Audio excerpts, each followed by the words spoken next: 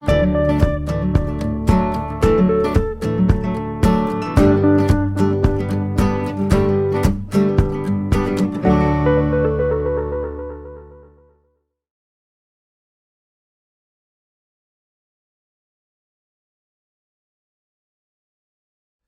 so one of the basic fundamentals of animation are you're going to hear a lot of different terms, and one of the terms I'll talk about a lot, and you'll hear a lot of people talking about in reference to animation, is squash and stretch.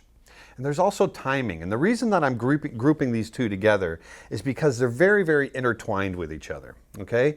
Now, squash and stretch is a term that we've given to this. Well, let me back up. Animation is the caricaturing of life. It's taking life and exaggerating it. And that's what squash and stretch does. When something is moving quickly across a screen that's animated, what we'll tend to do is stretch it. We'll kind of stretch it out so it's covering more distance as it's being pulled across the screen. And let's say it's impacting something. It's really going to hit. It's going to impact. It's going to squash. It's a lot like if you've ever seen slow motion of a boxer getting hit in the face. There's a lot of squash going in there. But what we're doing in animation is we're going to push that 100 times. We're going to really caricature that, and we're going to take life and we're going to amplify it. Okay, so that's squash and stretch. The next thing to talk about is timing. Timing, once again, talking about animation. Animation is not simply just moving something across a screen. If it was that easy, a lot of people would be able to do it. It's more than that. Timing, I always equate timing in animation to music. It's got a rhythm to it. Things are going to speed up. They're going to slow down. There's a poetry to the music. One of the terms that you'll hear me use a lot is texture in timing. Sometimes when I'm watching a scene, I want to see texture in the timing. And what that means is just that. There's going to be texture. There's going to be slow parts. There's going to be fast parts. There's going to be jittery parts. And it all kind of works together to create what I call this textural music that I was talking about earlier. So now think about it. Squash and stretch. This idea of moving quickly across the screen and coming to a stop and squashing and all that. And timing, which is the idea of things moving quickly and slowly and all that kind of stuff. You can start to understand how those things are going to be kind of intertwined with each other. And so I've got a couple of examples, or I've got an example here that I want to show you. That's first bad timing with no squash and stretch. And then and it's just a bouncing ball. It's very simple. It's one of the first things, if you're an animation student, that you would start out doing. So it's got no timing, or even timing, I should say, where there's none of that music that I call it, the texture. And then there's no squash and stretch.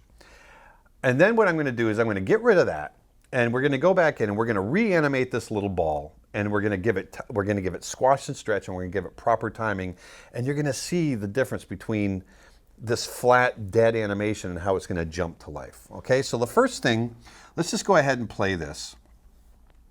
And it's this ball sitting on a shelf, and it just rolls off, and I've purposely gone in and made all of the spacing between each drawing exactly the same, and the arcs are basically the same, and it just moves out of frame. There's no squash and stretch, and there's really no sense of texture in the timing.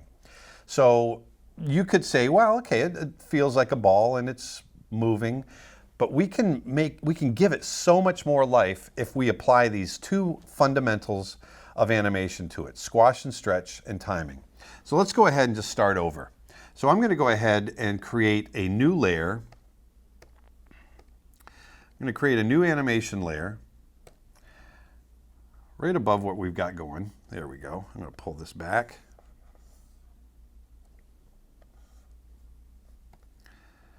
There we go. There we go. So I'm going to create this new animation layer. I'm going to go ahead and zero this guy out right here. Where is it? There it is. All right, so now we can start clean. So I'm going to start this new animation layer, and let's just go ahead. I've got my pencil all set. I'm going to go ahead and start. I'm going to put this ball up on top.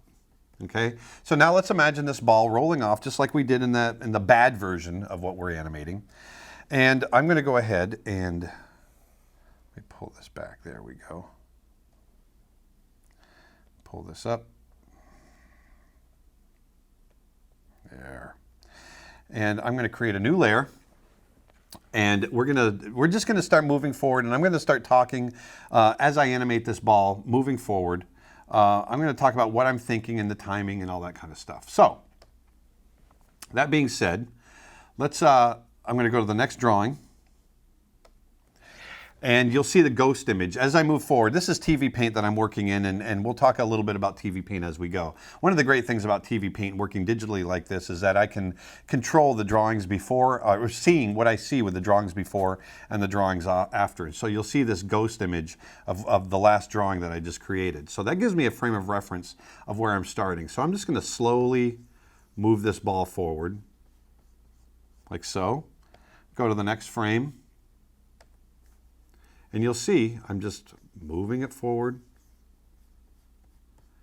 And another thing I'm thinking about right now is I'm going to jump down here real quick and talk about this real quickly. You'll see I've got a bunch of there's different drawings down here, 2, 3, through 4, 1, 2, 3, 4. I've got 4 drawings. And you'll see that each drawing is held for a couple of frames. And this is going to be part of my timing. And I'm going to show you a little bit more of this as we get going. But you can see as I scrub through, you can see that ball start to move, okay? And right now I'm holding each one of these drawings for 2 frames. So I'm going to go to the next drawing. And we can see this ball is just getting to the edge. We're going to hold that. We're going to hold that for 2 frames. I'm going to go to the next frame. And now as it starts to teeter over the edge, I'm going to just start to move it a little bit quicker. This is where that timing comes in. As things fall, they're going to accelerate. And so as they accelerate, they're going to cover more space through, between frames in the film. So, the faster something moves, the bigger a gap there will be between drawings. So I'm going to go ahead and add the frame on there. And we're going to go to the next frame. And then this is the other thing that's going to happen. As the ball speeds up, as it rolls off of this shelf and it falls off the edge, not only is the gap between each drawing going to increase, but that ball, you'll see right here, I'm going to start to stretch that ball because it's going to start to speed up a little bit. So you can see I'm creating this little oval. It's going to stretch out, okay? I'm going to go ahead and add a frame there. And as it falls, we're going to open up that gap a little bit. Notice the gap is getting a little wider between frames, and I'm stretching the ball out. It's getting a little more dynamic. Okay, so I'm going to add a frame there. Now let's really push this.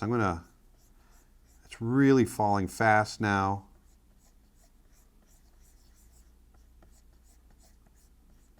It's really picking up speed. You can see it starts to fall. It starts to stretch. You're stretching out right there. Let's add a frame there. And now I'm going to hit one more right there. The other thing to keep in mind is even though we're squashing and stretching, I try to keep my volumes consistent. So even if the ball is stretching out, it should basically stay the same volume as if it were round. You want to keep those volumes consistent. So now you can see it speeds up and it stretches. And what happens? So we've got it going really quick and it's falling down towards the ground. We got a nice stretch going, but this is stretch and squash. So we're about to hit the ground and we're going to have a nice impact. And so when we have that impact, that's where we squash our ball. So let's just go right into it. It's just going to squash right down. And one of the things I'm thinking about is just the physics of it. It's going to kind of squash, not so much like an oval like this. It's not going to squash so much like that because the impact, it's going to really lay against the ground. So it's going to be more of like this pancake shape. And that'll make it a little bit more dynamic. Boom. You feel that? Almost feels like a wet bag of cement. But when it animates, you're going to feel how dynamic this ball feels. So if I just play this one little section, I'm going to go ahead and just play. It's going to loop, but you'll see, there we go. You'll see that it picks up some speed. So I'm going to go ahead and go into the next drawing now.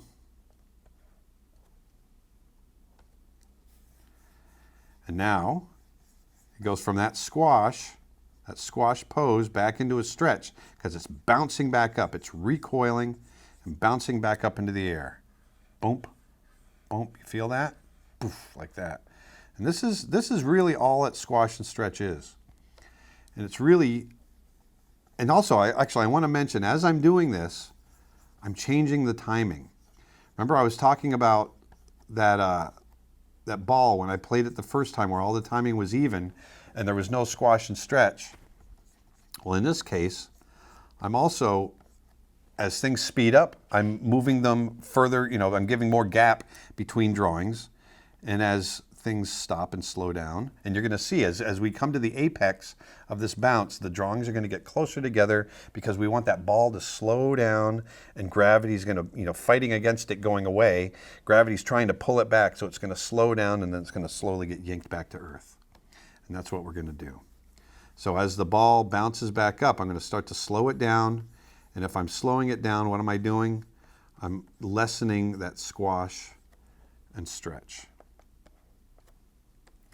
So the ball is slowing down. You can see the gap is getting less and less.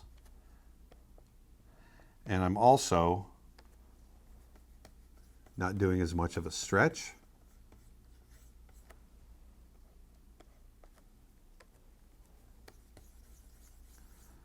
So gravity is starting to pull it back now.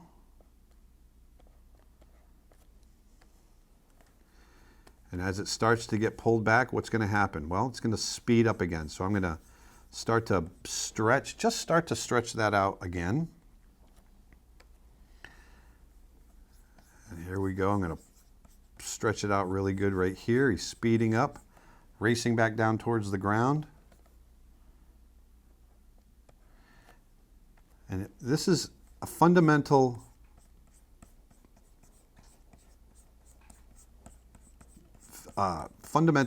aspect of animation that, even if I'm animating characters, a character turning its head quickly, I'm going to stretch features on that face. Like I said, I was mentioning the boxer earlier.